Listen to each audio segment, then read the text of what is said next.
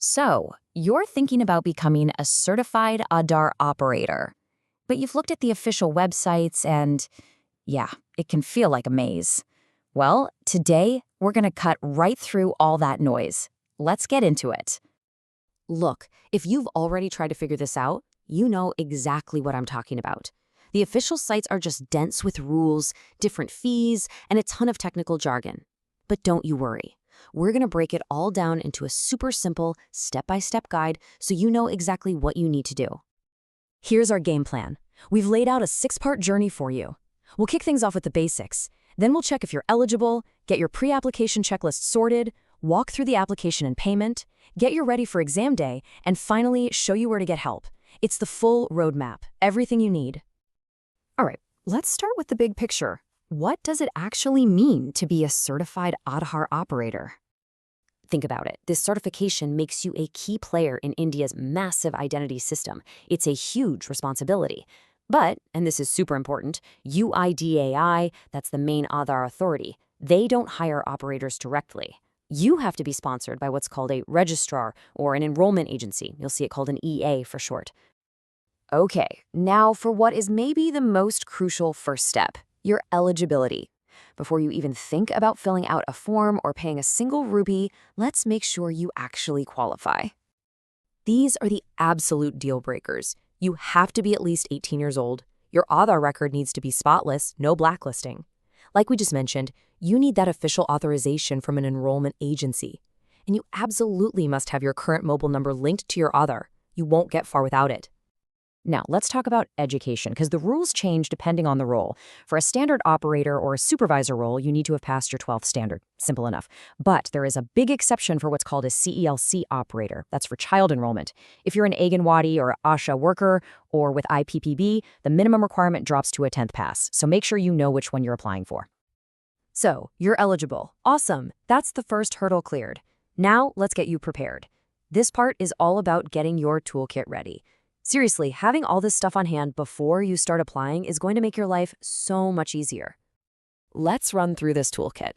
First, you need a new AADHAAR. You'll also need to get your eKYC XML file and a share code from the UIDAI website. This is how they verify you digitally. Next, have your educational certificate scanned and ready to go. Then, get that physical authorization letter from your agency if they need it. And last but not least, have your UPI, card, or net banking details ready for the payment. Okay, listen up, because this one is huge. This is the detail that trips up so many people. Your photo on your actual AADHAAR must have been updated in the last 3 months. Why? For verification on exam day. If your picture is old, you have to get it updated first, before you apply. With your toolkit all packed and ready, it's time for the main event, the online application and payment. And trust me, this is where you want to pay close attention to every single detail. I cannot stress this enough. When you're on the form, you'll have to pick your enrollment agency and registrar from a list. If you clip the wrong one, you can't just go back and fix it. You're locked out. You'll have to wait a full 30 days just to apply again. So please, double, even triple check those codes with your agency. And hey, don't just take my word for it. This is a direct quote from the official instructions. Once you hit that submit button, that's it. It's final. No changing details, no swapping out documents. So take a deep breath and review everything one last time before you click.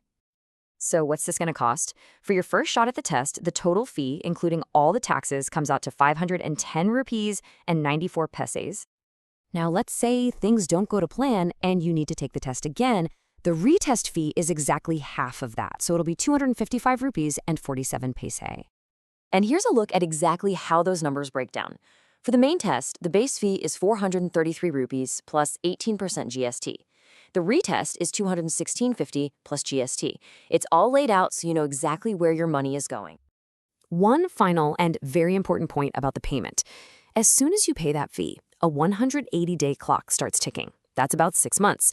You have to schedule and take your test within that window. If you don't, you lose the fee, and you've got to start the payment process all over again. Okay, deep breaths. Application is in, fee is paid, exam is scheduled. Now, what do you actually need to do on the day of the exam? Here is your exam date checklist. Don't leave home without these. First, your printed admit card. Second, A valid copy of your AADHAAR. The EADHAAR, MA-AADHAAR on your phone, or the PVC card all work. Remember that 3-month photo rule? This is where it matters. Your ID photo must look like you. And finally, if your admit card specifically says authorization letter required, you must bring the original paper copy. And let's be crystal clear about something. They have a zero-tolerance policy for any kind of cheating. Any malpractice, and especially trying to have someone else take the exam for you, will get you permanently banned from the entire system. Your fee is gone, no second chances. Just don't even think about it. We're on our final section. What happens if you run into a problem? You hit a snag, something goes wrong. Who do you actually call? Knowing the right number is going to save you a lot of headaches. Okay, this is super important. There are 2 different help desks for 2 different types of problems. If your issue is with registration, the application, or fees, you need to call NSEIT support. But if you have a problem after you're certified, like your certificate is inactive or there's a name mismatch, then you call UIDAI support. Make sure you call the right one for your specific problem. And that's it. You have the complete guide. This whole process might look a little intimidating from the outside, but when you break it down step by step, it's totally manageable. You've got the roadmap now, from figuring out if you're eligible all the way to what to bring on exam day. The path is clear. So the only question left is, are you ready to take that first step?